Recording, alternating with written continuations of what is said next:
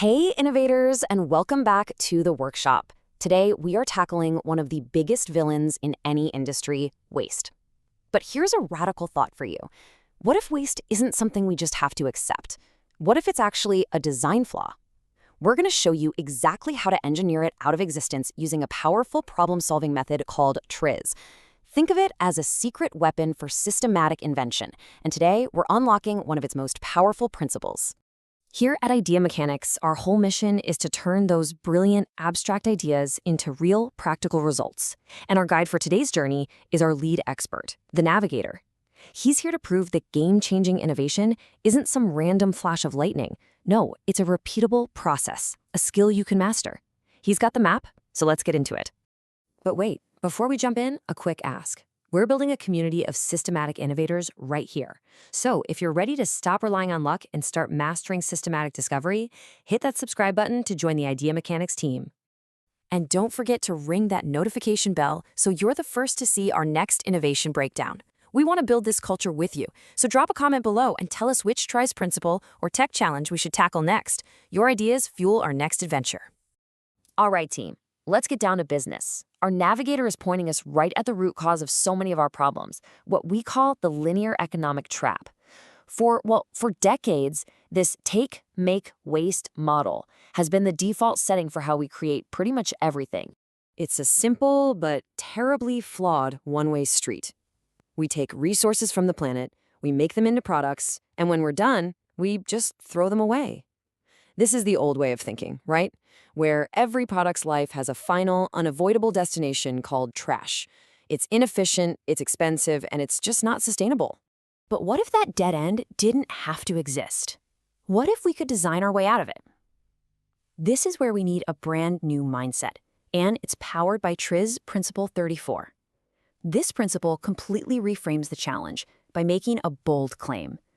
Waste isn't inevitable. It is a design flaw. So what exactly is Principle 34? It's called discarding and recovering. It's a systematic approach where you intentionally design parts so that after they've done their job, they either get discarded, and by that we mean they literally vanish, or they get recovered and restored, ready to be used all over again. It's all about planning for a product's entire life cycle, right from the start. And this slide right here shows that mental shift perfectly. The old way looks at a used part and just says, well, that's trash now. But the TRIZ Innovator, the systematic innovator, asks a much smarter set of questions. Does this part really need to exist anymore? Can we design it to just disappear? Or can we design it to come back to us good as new? Asking these questions, that changes the entire game. Okay, let's look at the first half of this principle in action, discarding. We like to call this the ghost component strategy. How can you design something to do its job perfectly, and then when it's no longer needed, it just vanishes?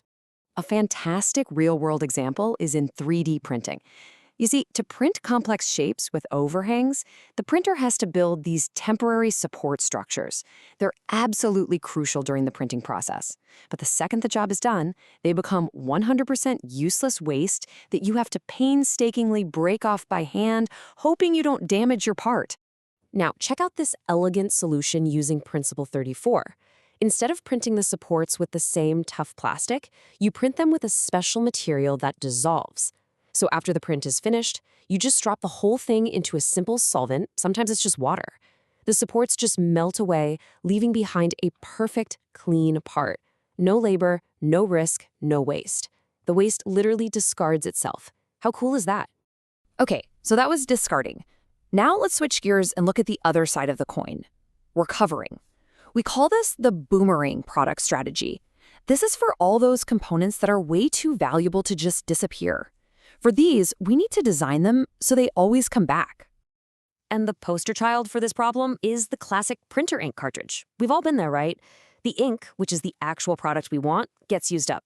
But the cartridge itself, this complex piece of high-tech plastic with electronic contacts, is still perfectly fine. And yet, billions of them just get tossed in the trash every year. What a waste of resources.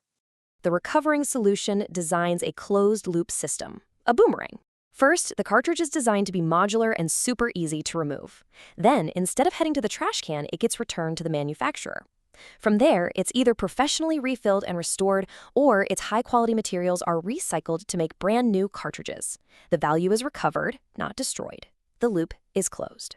So let's wrap this up. What's the big takeaway here for you, the innovator in your field? What's the one thing our navigator wants you to remember? It's all about shifting your perspective. It's about designing for the entire life cycle of a product, not just its brief moment of use.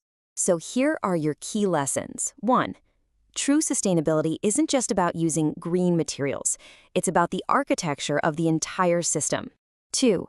For every single component you design, you have to ask one of two questions. Is it designed to vanish, or is it designed to return? There is no third option called trash. And finally, the ultimate goal here is to design systems so brilliantly that the very concept of trash becomes obsolete.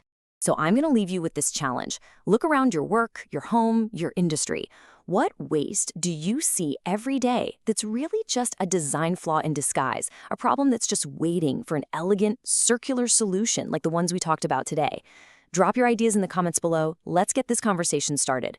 Thanks for innovating with us, and we'll see you in the next one.